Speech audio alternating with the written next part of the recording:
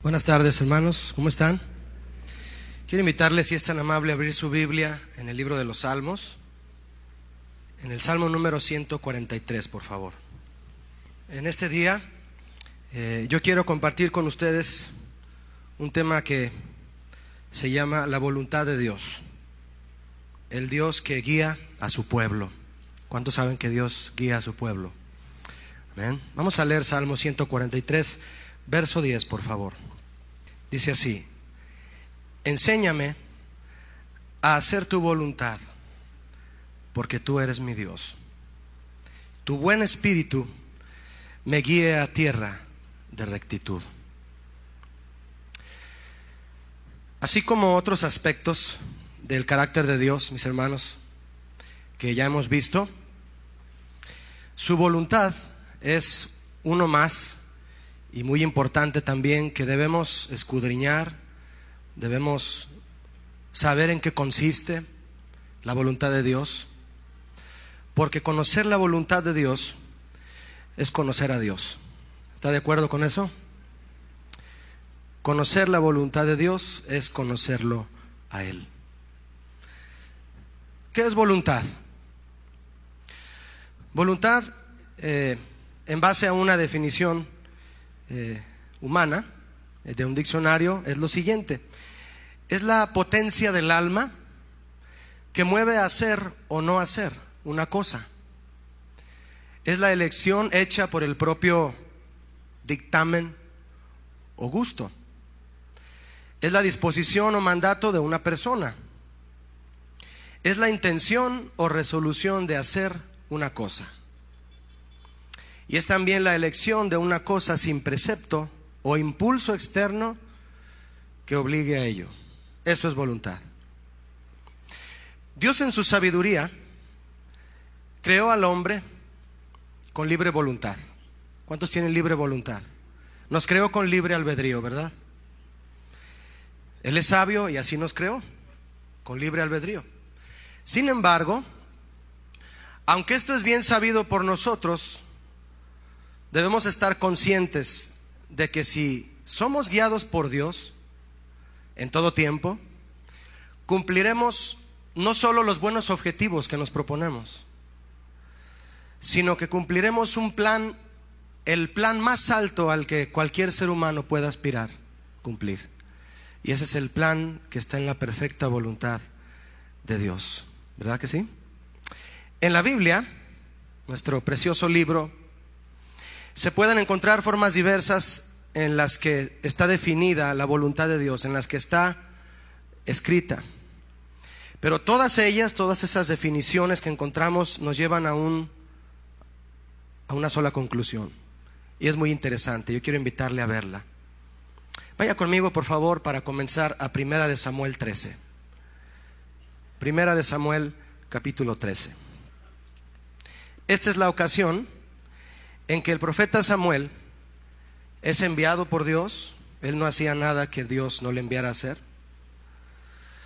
con el rey Saúl. Usted conoce la historia del rey Saúl. Los que nos visitan por primera vez, bienvenidos. Yo quiero comentarles que el rey Saúl era un rey muy particular, muy especial. Si no han escuchado nunca de él, bueno, pues es un rey a quien Dios exhortó a través de Samuel por no obedecer lo que Dios le decía.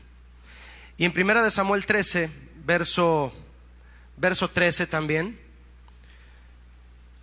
dice así: entonces Samuel dijo a Saúl: locamente has hecho.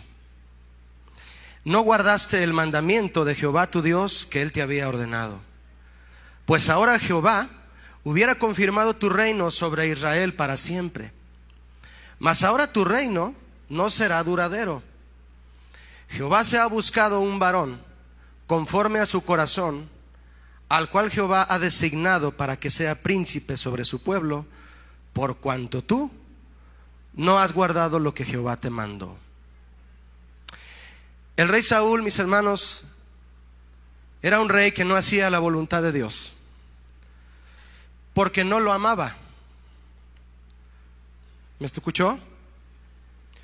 El rey Saúl era un hombre que no hacía la voluntad de Dios porque no lo amaba. Y no lo amaba porque no lo conocía. Es imposible no amar a Dios después de conocerlo, ¿verdad?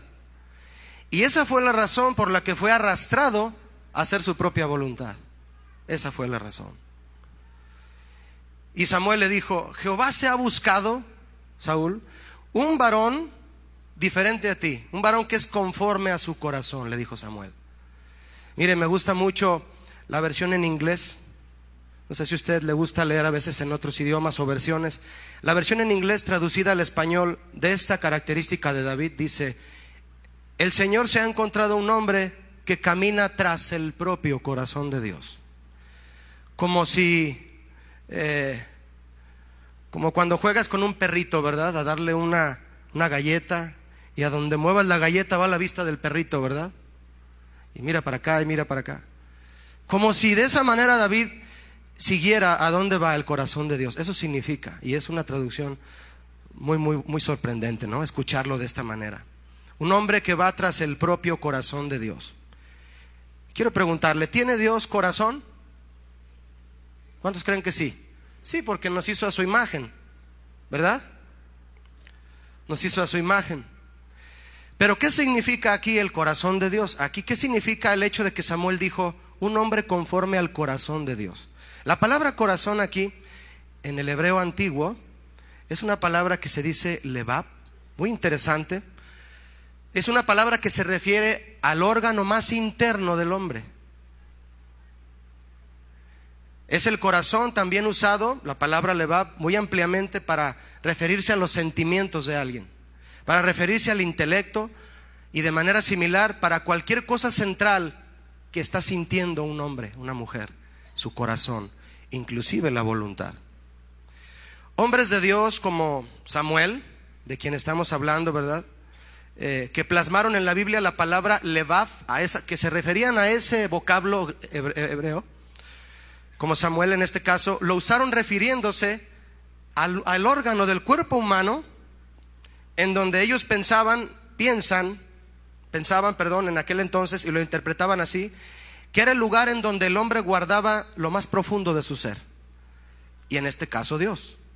David era un hombre que sabía lo que Dios sentía en su corazón, así lo podemos decir, ¿verdad? En este sentir del corazón están, dice el significado hebreo, están el alma, el ánimo, el deseo, el entendimiento, la inteligencia, los propósitos y la voluntad. Ahí están en el corazón, y en este caso del corazón de Dios. El verso que usted y yo leímos al principio es de David, ese hombre de quien estamos hablando. Léalo conmigo nuevamente, mi hermano, por favor. Salmo 143:10. Tal vez lo apartaste ahí con un listón de tu Biblia. Ábrelo y vamos a leerlo otra vez. Dice, Salmo 143:10. Enséñame a hacer tu voluntad, porque tú eres ¿quién? Mi Dios. Tu buen espíritu me guíe a tierra de rectitud. Aquí la palabra voluntad es una palabra que significa ser aceptable, significa deleite, significa agradar, contentar, y también significa satisfacer una deuda, complacer y someterse. Es decir, es como si David dijera entonces: Señor, tu voluntad es mi deleite, es algo que debo hacer. Cuando tú debes algo, tienes que pagarlo, ¿no? ¿Te has fijado que decimos debo obedecer a Dios? Cuando tú dices debo, es porque tienes que pagar, ¿sí o no? Un pagaré, hoy nomás deberé. Un pagaré se firma porque tú te comprometes a pagar, ¿verdad? Lo debes.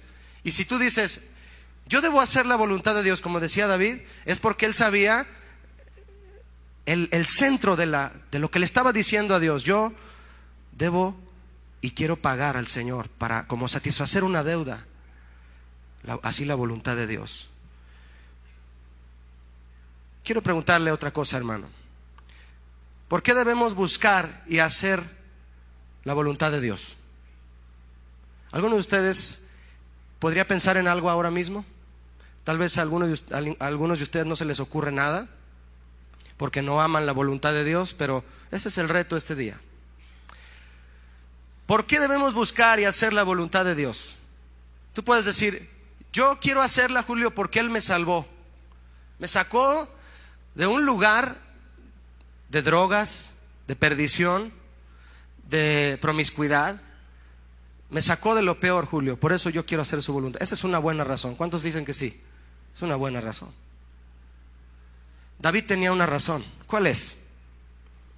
Porque David creía en Dios y era un hombre que conocía y amaba a Dios por sobre todas las cosas. Y en este mismo verso él expresa la razón por la cual desea hacer su voluntad. ¿Ya la vio?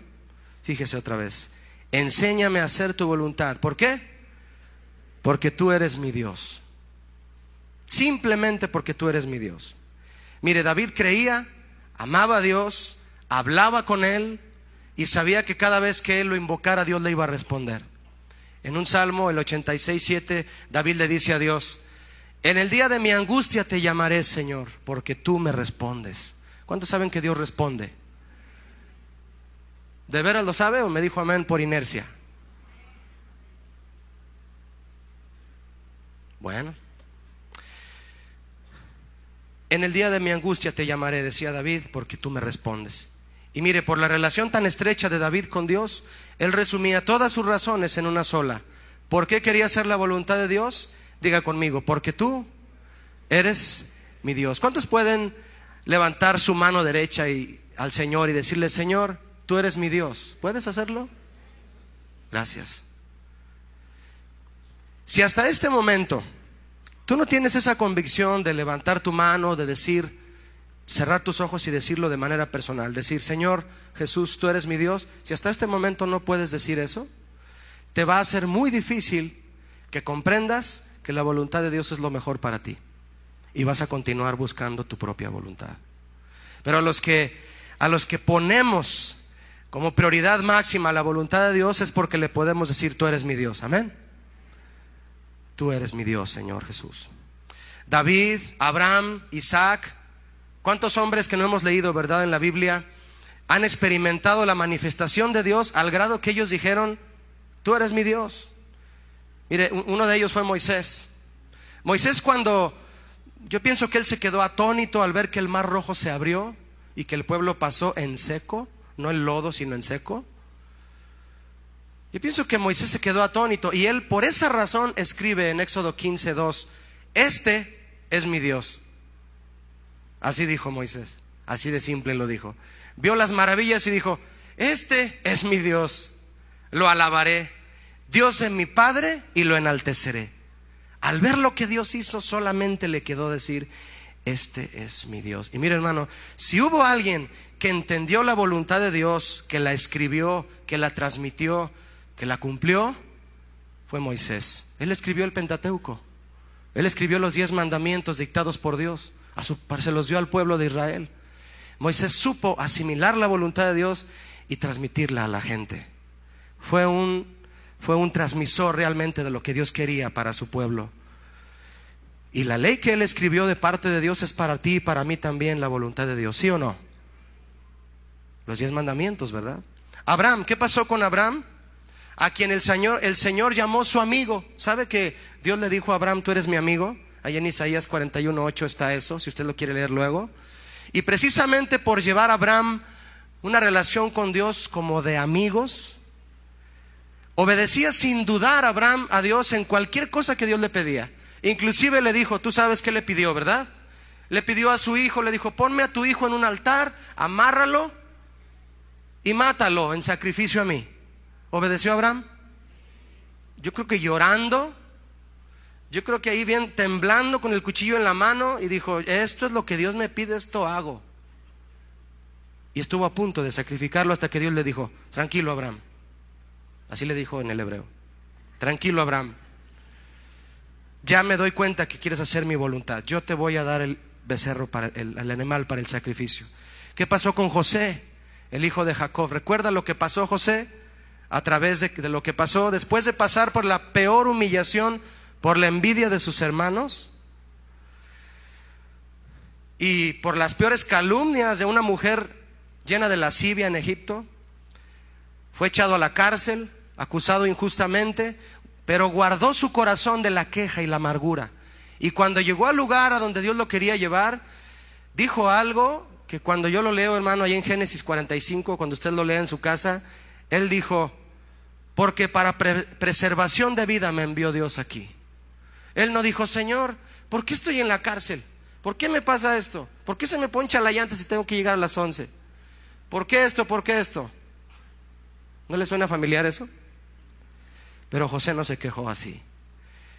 Perdonó a sus hermanos y salvó a toda una nación de la muerte por el hambre. Y sabía José que el sufrimiento fue usado en la voluntad de Dios para salvar a otros. Mire qué sabio fue José, qué paciente. ¿Y sabe por qué fue paciente, hermano? Porque él sabía que no estaba cumpliendo con un proyecto personal. Mucho más que eso, él estaba cumpliendo con la voluntad de Dios. ¿Cuántos saben que la voluntad de Dios es mucho más allá que nuestros proyectos personales?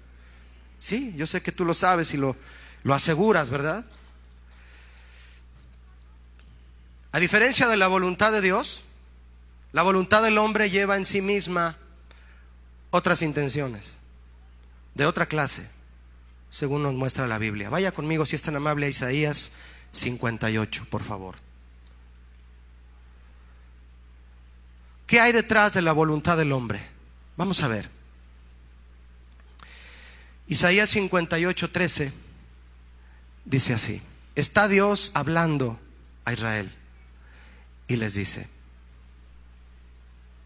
Cuando lo esté leyendo, haga de cuenta que Dios nos está hablando a nosotros, amén, porque eso es lo que realmente es.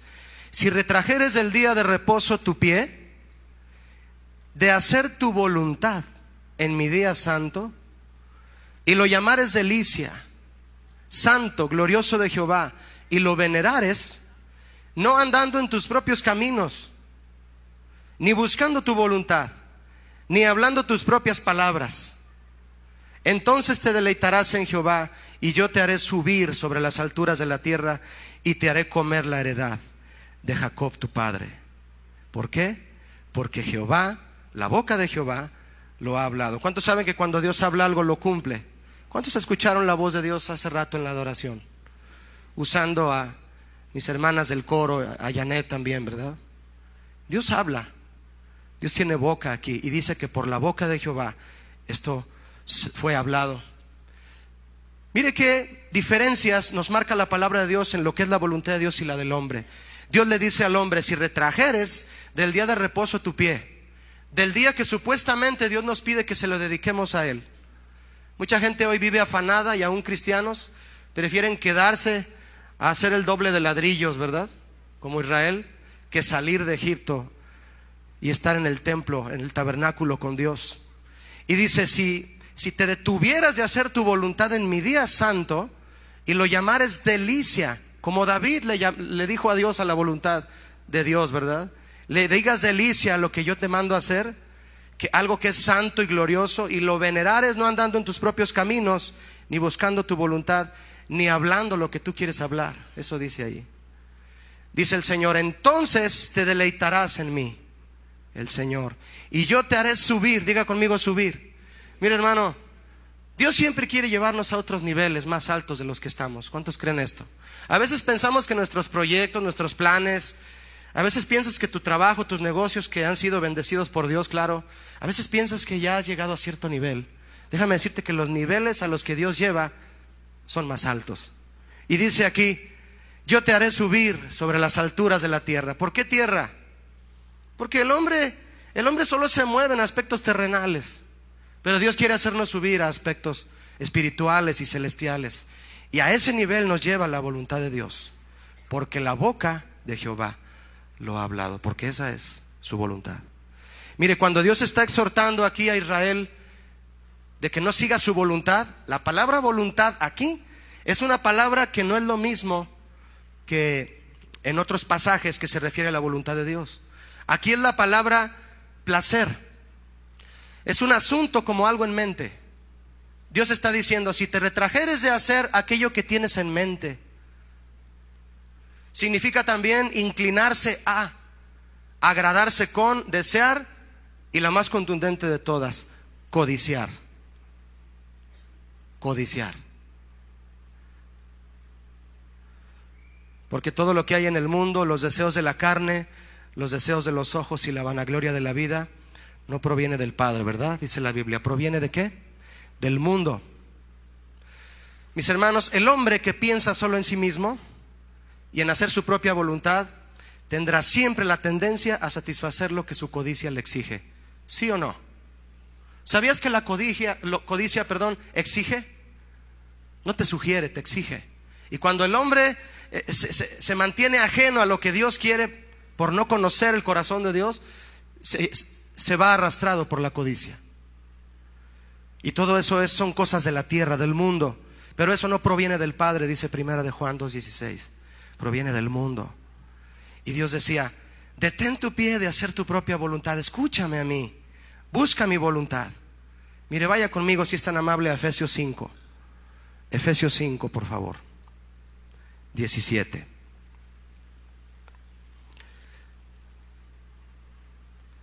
Efesios 5, 17 dice así: por tanto, no seáis, ¿qué dice ahí? Insensatos, sino entendidos de cuál sea, ¿qué? La voluntad del Señor. Nuevamente, los que están apenas abriendo el versículo, dice: por tanto, no seáis insensatos, sino entendidos de cuál sea la voluntad del Señor. No seáis como, mi hermano, insensatos. Mire, los que decimos conocer a Dios, sabemos que no hay cosa más necia que dejar a Dios fuera de nuestras decisiones. ¿Sí o no? No hay cosa más necia ni actitud más insensata que dejar a Dios fuera de nuestras decisiones. Jesús les dijo a sus discípulos: separados de mí, ¿qué podéis hacer? Nada. Nada. Eso lo dijo en el libro de Juan, capítulo 15, verso 5. Y mire, precisamente de Jesús es de quien tenemos y tendremos siempre el más alto ejemplo de quien tiene como primer lugar la voluntad de Dios. Vaya conmigo a Juan 4, por favor, ahora. Juan capítulo 4, Evangelio de Juan. Es una ocasión en donde los discípulos y Jesús se disponen a tomar los alimentos, pero resulta que Jesús no quiso comer. Y hay una enseñanza muy profunda aquí. Juan 4:31 dice así: entre tanto los discípulos le rogaban, fíjese, no lo invitaban, no le pedían, le rogaban diciendo ¿qué? Rabí, come. Señor, come. No has comido desde hace tiempo, ¿verdad?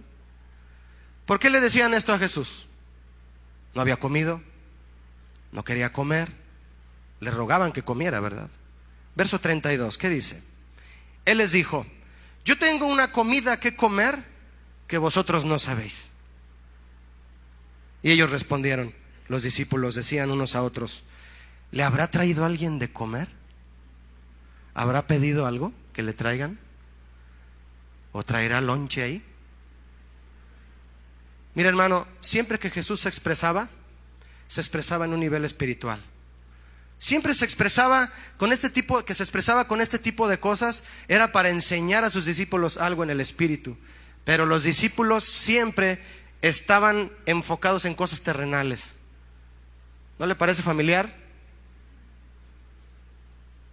Siempre pensando en las cosas, en la comida, la bebida, lo material.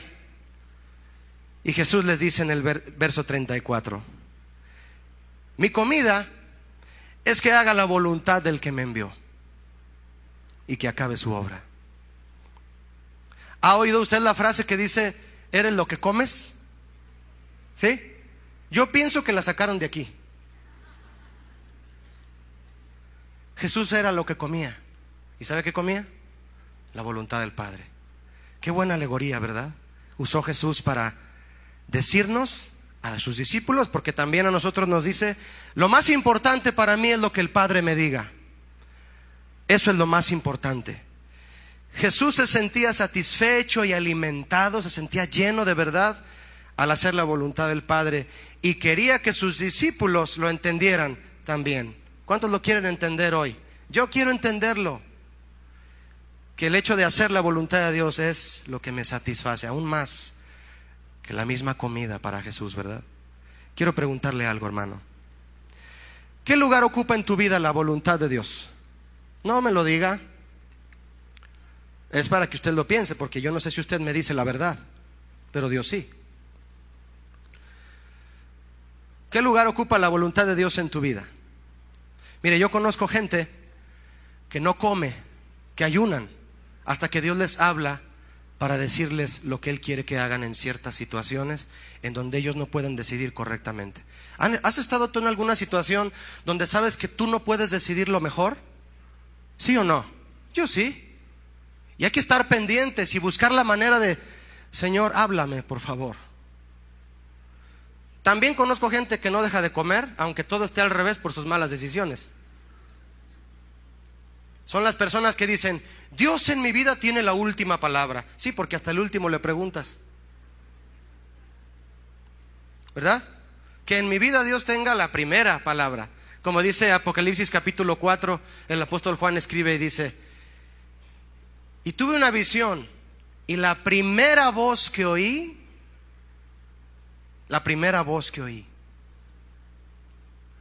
esa lo guió a él, la primera voz.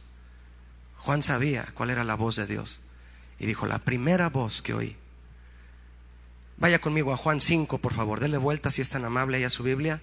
Juan 5:30, Jesús hablando y confirmando lo que estamos leyendo de él, dice, Juan 5:30, dice Jesús, no puedo yo hacer nada por mí mismo. ¿Ya vio eso? Mire, hermano, si eso lo dice Jesús, ¿qué podemos decir usted y yo? Jesús decía, no puedo yo hacer nada por mí mismo. Según oigo ¿de quién? Del Padre. Según oigo, así juzgo. Mi juicio es justo, porque no busco mi voluntad, sino la voluntad del que me envió, la del Padre. Si eso decía Jesús, hermano, ¿dónde quedamos usted y yo? Debemos quedar a expensas de la voluntad de Dios también. Otra pregunta más, para que compares tu actitud, para que yo compare mi actitud con la de Jesús. ¿Hasta dónde somos capaces de aceptar la voluntad de Dios? ¿Hasta dónde? Tú le pides a Dios, Señor, guíame en esta travesía, y tú caminas una distancia y le dices, Señor, ¿vas a seguir más adelante? Sí, allá en aquel lugar que se ve oscuro, allá quiero que vayas conmigo. Sale pues, Señor, vamos para allá. Y ahí vas, ¿verdad? Y llegas al bosque oscuro ahí, Señor, ahí estás, aquí estoy. No me ves porque está oscuro, pero aquí estoy. Y aunque ande en valle de sombra, no temeré mal alguno, ¿verdad? Porque tú estarás conmigo, Salmo 23. Y sigues caminando ahí y vas temblando, Señor, ahí vas. Aquí voy. ¿Por qué dudas? Ya no quiero caminar, Señor, me siento raro. Mejor síguele, yo me regreso. Y te regresas. ¿Cuántos han hecho eso? No me digan, nomás piénselo. Y te regresas. No. ¿Hasta dónde eres capaz de aceptar la voluntad de Dios? ¿Hasta donde tú sientas? Hasta aquí siento, Señor. Siento. Hasta donde mi vida está en riesgo o la de mi familia, yo ahí mejor yo tomo la decisión. ¿Cómo que me vas a enviar de misionero a Afganistán, Señor? Que ahí andan todavía las tropas de este cuate. ¿Cómo? Sí, te estoy enviando para allá. ¿Y mi familia qué? Oh, pues, ¿hasta dónde? ¿Hasta qué distancia somos capaces de recorrer con Dios? Jesucristo en el huerto del Getsemaní dijo unas palabras tremendas. Jesucristo postrado, mire, yo me lo puedo imaginar, temblando porque estaba nervioso. Imagínense si sudaba gotas como de sangre. No tuve la oportunidad, no me acordé de preguntar por qué es posible que suceda eso médicamente, que él le empiece a brotar sangre por los poros de tan nervioso, porque lo iban a crucificar en una cruz. Y él dice en Lucas 22, Padre, si quieres, pasa de mí esta experiencia, que no sufra yo, pero no se haga mi voluntad, sino ¿cuál? Sino la tuya. ¿Y cuál voluntad se hizo? La del Padre. Y él fue a la cruz, cargó su cruz, ya una vez todo flagelado, todo escupido, todo maltratado, ahí va, paso a paso a la cruz. Y cuando llega a la falda del Calvario, no soltó la cruz y dijo, hasta aquí ya, Señor, ya. A ver si puedes salvar a la humanidad con lo que hice hasta aquí ya. ¿Verdad que no? Paso a paso, la cuesta del Calvario, la subidita. ¿Cuántos van de subida ahorita? En alguna situación vas de subida, ¿no? Pero ahí vas para arriba. Señor, ahí estás arriba, acá estoy, te espero. Ahí voy, ahí va al monte de la calavera, Jesús. Y llega, suelta la cruz y aquí estoy, adelante. Lo clavan, se muere y dice a punto de morir, consumado es. ¿Qué es eso, mi hermano? Hice lo que me pidieron que hiciera el Padre. Porque Jesús amaba la voluntad de su Padre hasta la muerte, hasta ese límite la amaba. Si yo les pregunto, contéstenme lo más rápido que pueda, ¿cuántos quieren obedecer a Dios? Ahora otra pregunta, ¿cuántos saben la voluntad de Dios? Ya le hicieron así, ¿verdad? Es una pregunta que es un poquito más tardado de responder que la primera. Porque como Dios tiene una voluntad particular para cada quien, nadie vive de una revelación prestada.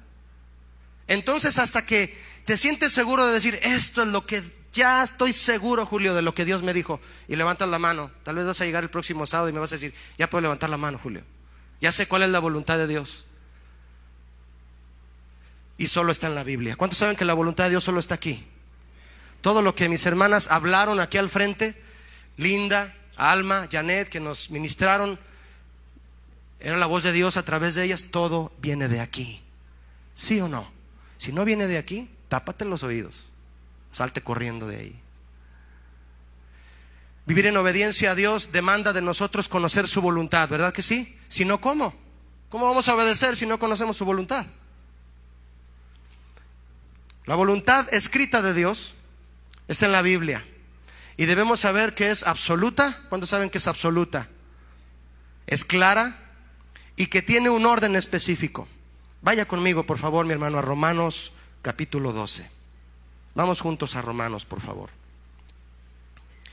El apóstol Pablo era un hombre que entendía la perfecta voluntad de Dios. Vamos a ver qué escribió él a los romanos en el capítulo 12. Verso 2. ¿Lo tienen? Muy bien, dice así: no os conforméis a este siglo. ¿Qué significa eso? La palabra siglo aquí es el mundo. ¿Sabías que tú y yo somos como una especie de gelatina? Bueno, algunos hasta ahí. Somos como una gelatina. El mundo es un molde, ¿sí o no? Si tú te avientas al mundo, te amoldas a la forma del mundo. Si el mundo tiene la forma de un Mickey Mouse, tú vas a salir con forma de Mickey Mouse. Si el mundo tiene forma de fornicación, tú vas a salir todo un fornicador profesional. Si el mundo tiene la forma de esto, tú te haces a la forma de eso. La Biblia es un molde, ¿sabías? Y si nos aventamos a la Biblia, Dios nos moldea a la imagen de su palabra. Y dice Pablo aquí: no os conforméis a este siglo, sino transformaos. No se queden como están. Transformaos por medio de la renovación de vuestro entendimiento. ¿Para qué, mi hermano? ¿Para qué pide esto Pablo, Dios a través de Pablo? Para que comprobéis cuál sea la buena voluntad de Dios, agradable y perfecta. Mis hermanos, la voluntad de Dios consiste en 3 áreas y están ordenadas por Dios de esta manera y no cambia. La voluntad de Dios consiste en que nosotros primero seamos lo que Él quiere. Después consiste en hacer, en que hagamos lo que Él quiere. Y después consiste en estar, en que estemos donde Él quiere. Ser, hacer y estar. Y todos nosotros en muchas ocasiones, por confundirnos al no saber qué es lo que Dios quiere para nosotros, lo revolvemos todo. ¿De qué me sirve estar en un lugar si no sé lo que voy a hacer? ¿Está bien o no? No me sirve. ¿De qué me sirve saber lo que voy a hacer si no estoy donde Dios quiere que esté? Hay mucha gente que va de iglesia en iglesia sin pedirle a Dios dónde quiere que estén.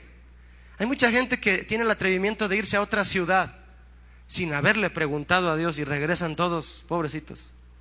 Hay mucha gente que tiene la osadía de, y estoy hablando de cristianos. ¿Cómo usted cree que me voy a referir a gente que no ama a Dios? Claro que no. Hay gente que toma sus decisiones y después que regresan dicen, no era lo que Dios quería. Aún así Dios usa todo para nuestro bien, ¿sí o no? Pero sí o no, a veces hacemos cosas que no nos pide Él. Claro que se nos sale de control.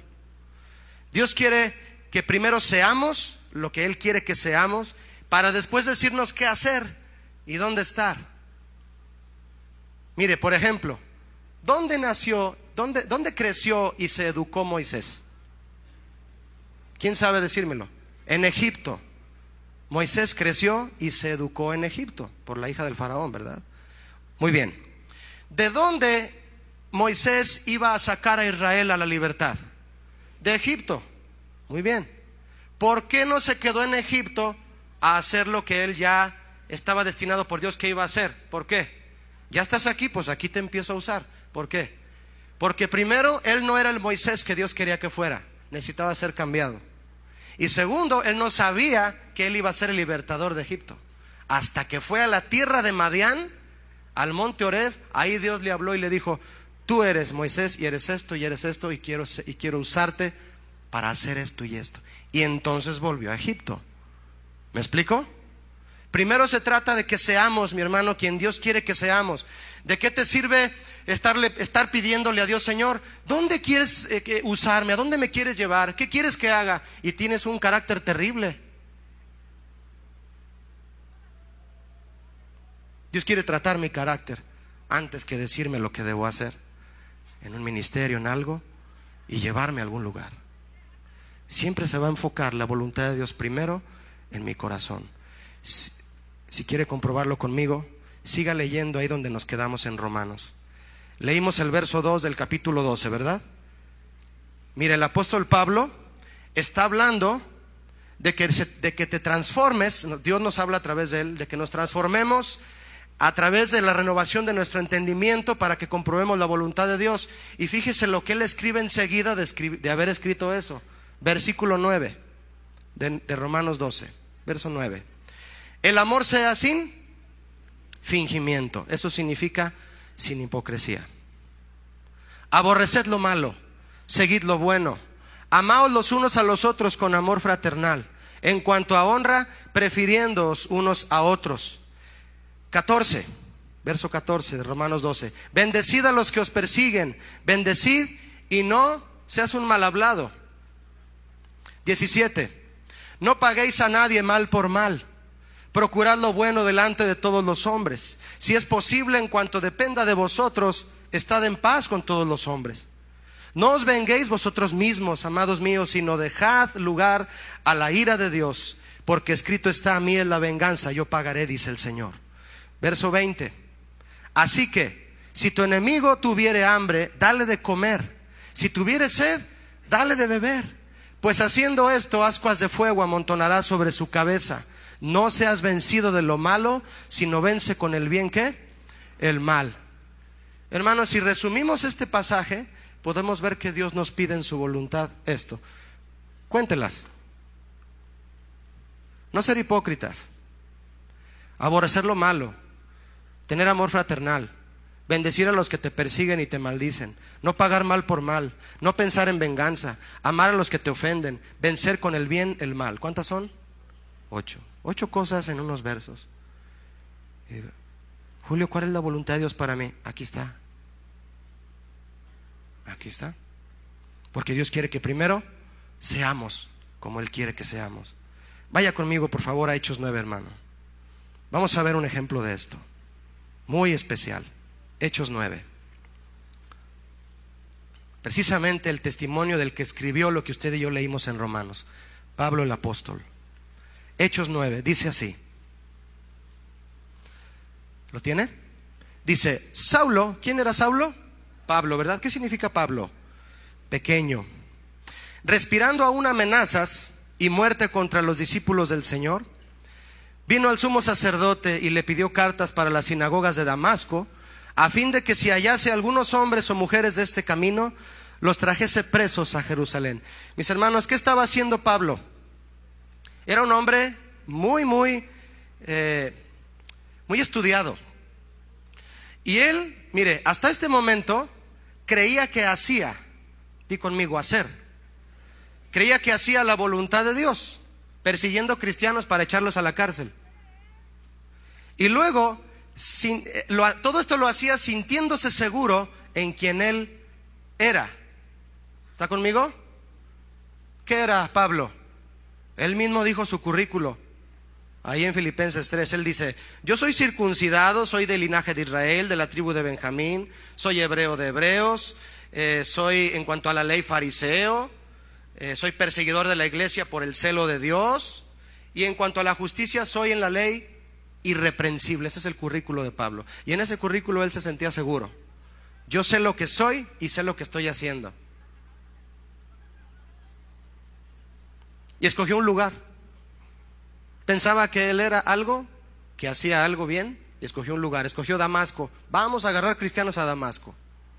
¿Y qué pasó? Vea el versículo 3, por favor. Mas yendo por el camino, aconteció que al llegar cerca de Damasco, mire, ni siquiera llegó a Damasco. Se le ponchó la llanta.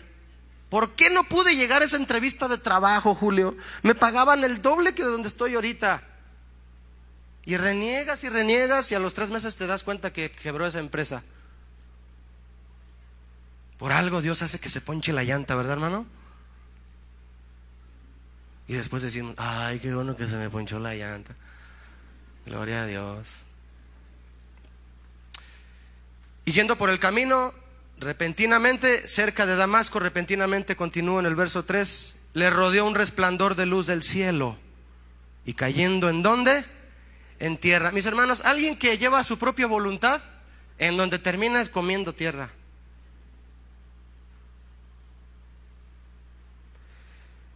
Cayendo en tierra, oyó una voz que le decía, ¿qué le decía?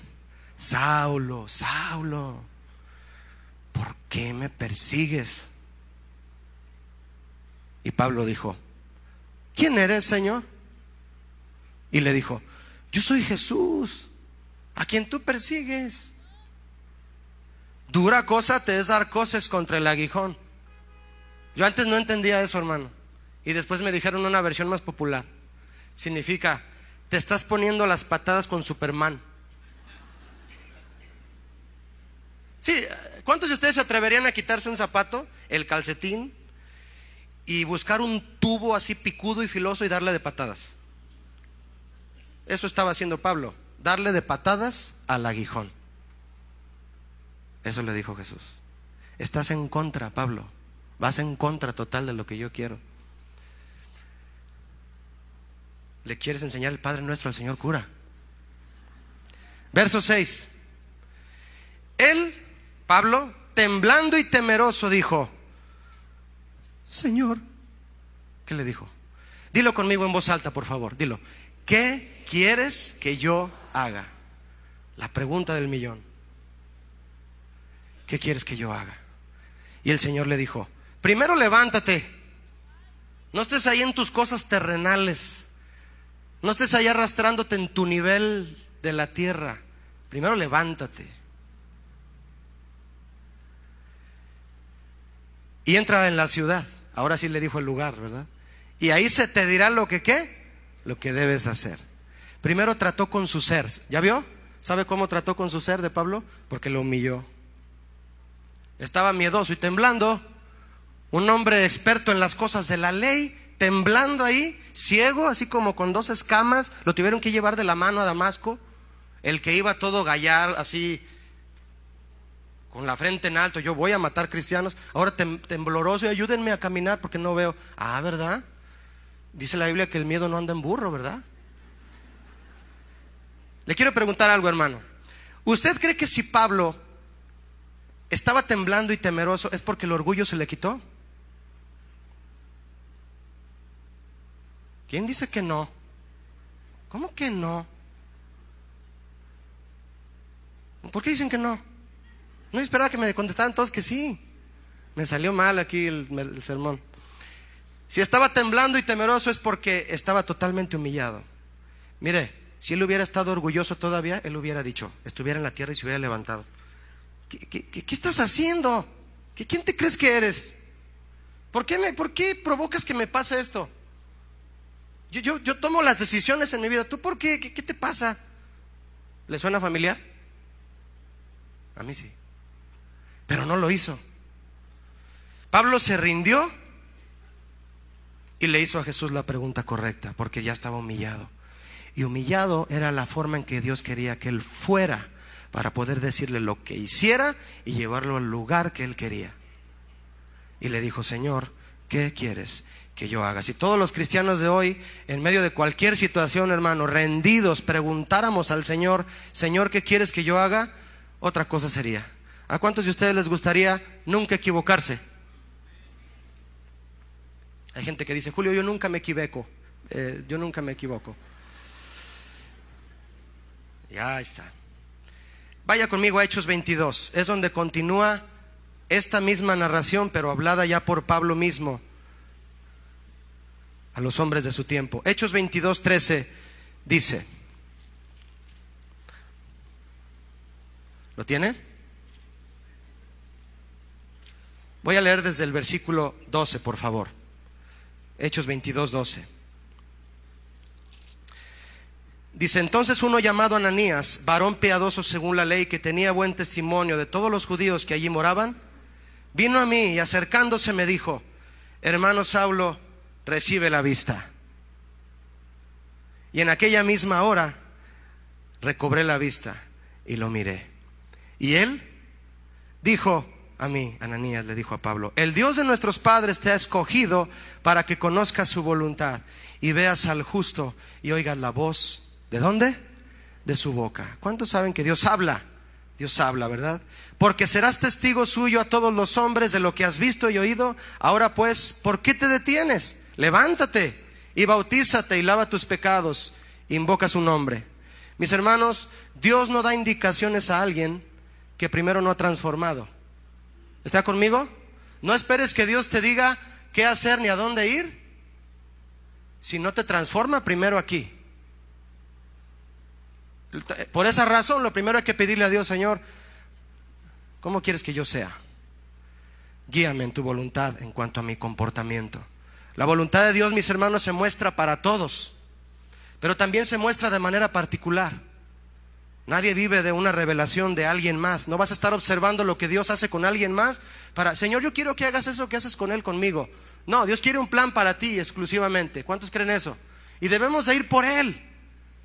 ¿En dónde? En oración, buscando en la Biblia, estudiando, siendo sensibles a la voz de Dios. Vaya conmigo para ver un caso de esto, porque es contundente para que podamos verlo. Vaya conmigo a Primera de Crónicas, por favor, hermano. Primera de Crónicas 14. Estuvimos hablando de David hace un momento, ¿verdad? Y de David vamos a ver en esta situación algo que él aprendió muy, muy especial. Primera de Crónicas 14. ¿Lo tiene? Dice así, mire. Vamos a ver el versículo 8. Primera de Crónicas 14, 8. Dice: oyendo los filisteos que David había sido ungido rey sobre todo Israel, subieron todos los filisteos en busca de David. ¿Para felicitarlo? ¿Qué querían hacer con él? Querían matarlo. Y cuando David lo oyó, salió contra ellos. Y vinieron los filisteos y se extendieron por el valle de Refaim. Mire, David salió contra ellos, pero lo empezaron a rodear. Y mejor dijo: ah, caray, mejor no le sigo. ¿Y qué hizo en el verso 10? Entonces David consultó a Dios. Ah, ya la cosa cambia, ¿verdad? Diciendo: Señor, ¿subiré contra los filisteos? ¿Los entregarás en mi mano? Y Jehová le dijo: sube, porque yo los entregaré en tus manos. Subieron pues a Baal Perasim y allí los derrotó David. Pues claro, ¿por qué ganó David? Porque hizo lo que Dios le dijo, ¿verdad? Dijo luego David: Dios rompió a mis enemigos por mi mano, como se rompen las aguas. Por esto llamaron el nombre de aquel lugar Baal Perasim. Y dejaron allí sus dioses, y David dijo que los quemasen. A David no le gustaba la idolatría, ¿verdad? Verso 13. Y volviendo los filisteos a extenderse por el valle. ¿Cuántos saben que Satanás es terco? Y no te va a dejar en paz hasta que te salgas de la voluntad de Dios. Y volvieron los filisteos a extenderse por el valle, y David volvió a hacer lo que Dios le había dicho primero. ¿Eso dice ahí? ¿No lo están leyendo en su Biblia? Y David volvió a consultar a Dios, y Dios le dijo: sube tras ellos. ¿Eso le dijo? Mi hermano, ¿fue la misma estrategia? ¿Por qué decidimos nosotros primero antes que preguntarle a Dios. Imagínese usted que David hubiera dicho, pues si la primera vez Dios me dijo sube y gané, pues vuelvo a subir. Pero Dios le dijo, ahora no vas a subir. Mire, si David hubiera subido como la primera vez. Y Dios le dijo, no vas a subir. Estoy en el verso 14. No subas tras ellos, sino que ahora ¿qué? Rodéalos para venir a ellos por delante de las balsameras. Y así que oigas venir un estruendo por las copas de las balsameras, sal luego a la batalla, porque Dios saldrá delante de ti. ¿Quién iba a pelear por David? Dios mismo. Dios saldrá delante de ti y herirá al ejército de los filisteos. Hizo pues David como Dios le mandó y derrotaron al ejército de los filisteos desde Gabaón hasta Geser. Y la fama de David fue divulgada por todas aquellas tierras, y Jehová puso el temor de David sobre todas las naciones. Tú y yo vamos a ser hombres y mujeres respetados cuando la gente vea que cuando tú dices que quieres hacer la voluntad de Dios, realmente eso es lo que haces, y la gente te va a respetar, como a David. ¿Qué le dijo Dios a Josué, por ejemplo, cuando fue a rodear Jericó? ¿Le dio la misma estrategia que a Gedeón? No, a Josué le dijo, denle una vuelta diaria al muro y durante 6 días, y al 7º día le dan 7 vueltas.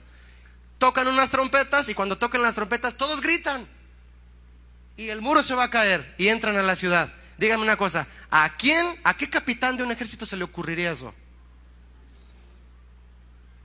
A nadie. Porque no tenemos los pensamientos al nivel que Dios los tiene. Y Josué ha de haber dicho, caray, ¿estás seguro, Señor? Tocar trompetas. Tengo un ejército grande, podemos hacerla. No tienes para qué decirnos eso. Tú tocas las trompetas, que todo el pueblo grite y el muro se va a caer. Imagínense si no le hubiera preguntado a Dios, el ridículo que hubiera hecho. Como a veces nosotros hacemos el ridículo cuando no le preguntamos a Dios qué hacer. ¿Qué le dijo a Josafat? Josafat se llenó de miedo cuando le dijeron, Josafat, ya llegó el enemigo, nos tiene rodeados, en 2 de Crónicas 20. ¿Qué hizo? Manda a todo el pueblo que se ponga a orar y ayunar. ¿Quieres salirte a otra ciudad? Dile a tu esposa y a tus hijos, vamos a orar para que Dios nos diga si tenemos que irnos. ¿Sí o no? Yo voy a orar para que Dios me diga si me voy a cambiar aquel trabajo. Yo voy a orar para esto, porque si yo tomo una decisión no me siento seguro. Y Dios sí sabe cómo se hacen las cosas. Y Josafat, esperando en oración y en adoración y en ayuno, escuchó la voz de un profeta llamado Jaasiel, que se levantó ahí entre la reunión y le dijo, Rey Josafat, tú no tienes ni por qué pelear, la batalla es del Señor. Imagínate si Josafat hubiera dicho, pues con los que tenemos, vámonos a darle. No, hombre, pues el ridículo otra vez. Pero Dios le dijo, ni siquiera tienes que pelear, Josafat, la batalla es mía, dice el Señor. Y yo ya afilando el cuchillo, ya limpiando la espada, y Dios pensando otra cosa que yo haga. Mis hermanos, hay frases en nuestro vocabulario, hay una frase específica que en nuestro vocabulario como cristianos no debemos permitir que desaparezca. Si tú permites que desaparezca esta frase, va a desaparecer de tu vida la esencia de tu relación con Dios. Y es la frase que es, Dios me dijo. Yo te aseguro que hay gente que ha llegado contigo y te ha dicho, brother, ¿te acuerdas aquella vez que te platiqué que no estabas seguro de hacer esto en este negocio, de empezar este negocio? Y dije, Señor, voy a pedirle a Dios que me guíe. Y estuve orando días, semanas, esperando, leía la Biblia, en las predicaciones Dios me dijo varias cosas, y ¿sabes qué? Dios me dijo que hiciera esto. ¿Han llegado contigo a decirte algo así? Mira, hermano, hay gente entre cristianos también que eso les parece inmaduro, les parece cursi. Si a ti te parece cursi decir Dios me dijo, pobre de ti. Si sacas de tu vocabulario el Dios me dijo, pobre de ti. Mire, mi hermano, todas las doctrinas terrenales y diabólicas de las que el pastor Olivares nos ha hablado aquí, que hoy en día se transmiten a la iglesia, precisamente es lo que están echando a perder, el Dios me dijo. Toda esa gente a quien le predican y la gente inocente que escuche esos mensajes de que Dios te quiere hacer rico, reclámale a Dios lo que Él te promete, casas, carros. Tú puedes triunfar en tu negocio, echa a andar tu negocio. Ellos nunca dijeron Dios me dijo. Echaron mano de lo que ellos pensaron y les dijeron aquí arriba. En este lugar no, pero en las plataformas. Y sacaron de su vida el Dios me dijo. Y echan a perder todo el plan de Dios. Y Dios solo con los brazos cruzados, viendo cómo la gente se pierde en las cosas de la tierra. Caen a tierra. Y Jesús nos quiere levantar como levantó a Pablo. Le dijo, levántate, Pablo, y haz lo que yo te diga. Yo quiero invitarte a que sea natural en tu vida el hecho de que tú siempre digas, Dios me dijo. ¿Cuántos toman este reto? Que tú siempre digas en algo que tú no quieres decidir solo, que tú digas, Dios me va a hablar. Y Dios me dijo después de tantos días. Ve conmigo a Santiago 4, por favor. Santiago capítulo 4.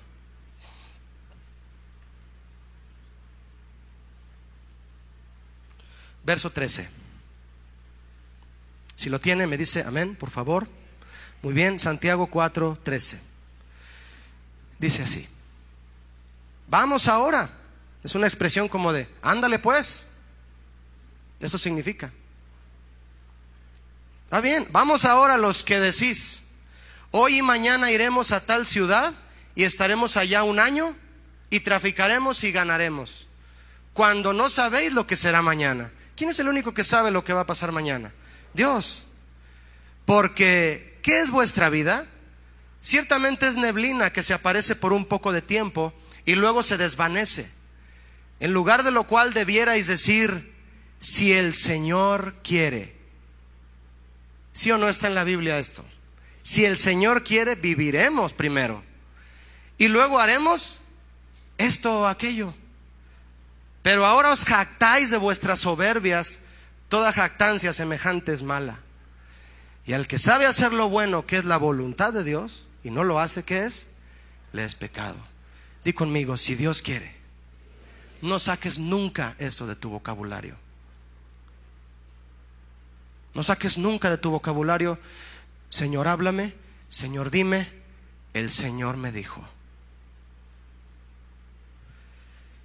Quiero invitarte a leer un último versículo juntos. Está en 1 de Juan 2:17. Primera de Juan 2:17. Vamos a leerlo con mucha atención. ¿Bien?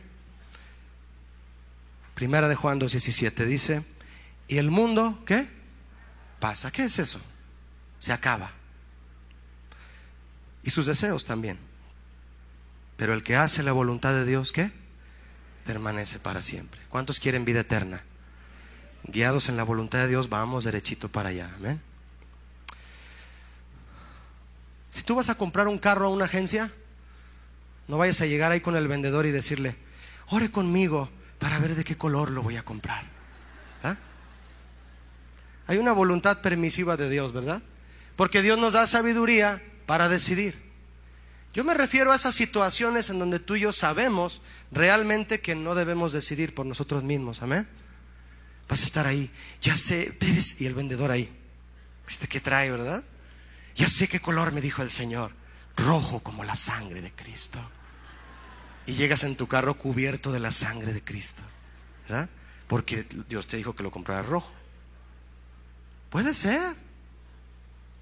¿Por qué no? ¿Cuántos saben que en los mínimos detalles Dios nos dice qué hacer? Algunos saben de lo que estoy hablando y otros no. Espero que todos terminen sabiendo de lo que estoy hablando. En una ocasión me compartieron una anécdota. La anécdota se llama Dios no se equivoca. ¿La quiere escuchar? Dice así: Dios no se equivoca. En un reino distante había un rey que no creía en la bondad de Dios. Tenía, sin embargo, un súbdito que siempre le recordaba acerca de esa verdad, de que Dios era bueno.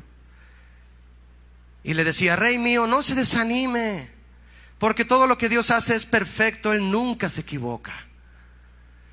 Un día salieron los dos de cacería, el súbdito cargándole las armas al rey, de ahí va el rey. Cuando los ataca una fiera de la jungla, el súbdito consiguió defender al rey y mató al animal, pero no evitó que al rey la fiera le mordiera un dedo y se lo arrancara, y se quedó así con 9 de calificación, ¿verdad? Y se fue sin el meñique. ¿Y en qué me quedé? Sí. Le arrancó el dedo, ¿verdad? El rey, furioso por lo que había ocurrido y sin mostrar agradecimiento, obviamente, por el esfuerzo de su siervo, le reclamó: ¿y dices que Dios es bueno? Si Dios fuese bueno, yo no habría sido atacado ni habría perdido mi dedo. Y el siervo respondió: a pesar de todo, oh rey, solo puedo decir que Dios es bueno, y perder un dedo será para su bien. Lo que Dios hace es perfecto y Él nunca se equivoca. El rey, indignado por su respuesta, lo mandó al calabozo más oscuro y fétido. Te me vas al calabozo.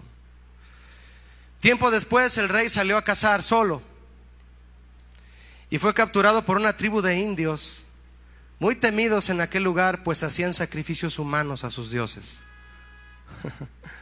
Prepararon jubilosos el ritual del sacrificio y repentinamente el sacerdote indígena exclamó furioso: este hombre no puede ser sacrificado porque está incompleto. Y nuestros dioses solo buscan sacrificios perfectos. Libérenlo. Y fue liberado. Y llegando al palacio, el rey asustado, el rey de chocolate. Llegando al palacio, el rey mandó liberar al siervo y le dijo: querido siervo, Dios fue realmente bueno conmigo. Tú debes haberte enterado que escapé de la muerte justamente porque no tenía mi dedo.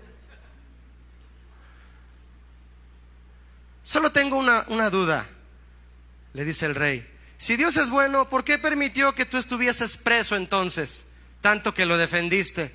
Y el siervo le dijo: si yo hubiera estado con usted, oh rey, de cacería seguramente habría sido yo sacrificado en su lugar, ya que yo estoy completo. Porque todo lo que Dios hace es perfecto y nunca se equivoca. Cuando levante sus manos, levántelas así. Dígale: te alabo, Señor. Enséñame a hacer tu voluntad porque tú eres mi Dios. Tu buen espíritu me guíe a tierra de rectitud. Qué bonita palabra. Los hijos de Dios, dice la Biblia, que son aquellos que son guiados por el Espíritu de Dios. Amén. Guiados por el Espíritu de Dios. Y el rey David, antes de entender esa palabra que llegaría a nosotros a través de Pablo, él ya había dicho, el rey David había dicho: tu buen espíritu me guíe a tierra de rectitud. ¿Cuántos quieren ir a una tierra de rectitud? Cierra tus ojos conmigo, por favor, y recuerda que Dios tiene un plan para cada uno. No te apegues al plan que Dios tiene de otra persona. No te apegues a lo que Dios está haciendo en alguien más. Dile: Señor, primero vamos a decirle gracias. Amén. Dile: gracias, Señor, porque me muestras que tu voluntad es perfecta. Y si tú puedes levantar un poquito más tu voz y tu mano derecha, tus manos, y decirle: Señor Jesús, yo quiero primeramente ser la persona que tú quieres que yo sea. Quiero ser humilde, agradecido, y oír tu voz que me dice cómo debo de ser, porque en tu voluntad lo más importante es ser como tú quieres que seamos, para poder después decirnos lo que quieres que hagamos. No puedo saber qué quieres que haga si antes no me transformas, Señor, más y más, hasta llegar a la imagen de tu Hijo. Dile con todo tu corazón: Señor, transfórmame, háblame. Que nunca se borre de mi vida, Señor, de mi vocabulario la palabra, la frase Dios me dijo, porque tú me hablas, Señor, y sé que me puedes guiar en todo momento. Y si en este momento, mi hermana, mi hermano, estás en una situación que no sabes qué decidir, yo estoy seguro que el Señor va a comenzar a poner en tu corazón la decisión correcta. Y tú vas a decir: Dios me dijo que sea así, que sea más amable con la gente, que sea más amable con mi esposa, que cambie de la forma de tratar a mis hijos, porque esa es su voluntad. Que no sea con amor fingido mi actitud. Y luego yo voy a preguntarte, Señor, qué hacer, y tú me vas a poder decir lo que haga. Y si necesito, Señor, ser enviado por ti, si tú me vas a enviar a algún lugar, tú me vas a decir a dónde, después de haberme transformado en tu imagen, Señor. Los que vienen por primera vez, tú también puedes decirle al Señor: Señor, guíame, yo quiero que tú seas mi guía. Vamos a alzar nuestras manos y decirle: Espíritu Santo, la Biblia dice que los que son hijos de Dios, en Romanos 8, son los que son guiados por el Espíritu de Dios. Vamos a pedirle, Señor, que tu Espíritu Santo esté aquí para guiarnos. Y tu Espíritu Santo, Señor, lo primero que hace es exaltar a Jesucristo. Y eso es lo primero que queremos hacer siempre, Señor, para poder estar en tu buena, agradable y perfecta voluntad, Señor. Gracias porque desde hoy me vas a hablar, Señor, y yo te voy a oír, porque la boca de Jehová habla a aquellos que le buscan. No quiero hacer mi voluntad, Padre, no quiero estarte pidiendo cosas para mi deleite. Ayúdame, Señor, a entender que tu voluntad es de un nivel mucho más alto que mis planes. En el nombre de Cristo Jesús te doy gracias. Amén. Dios les bendiga, mis hermanos.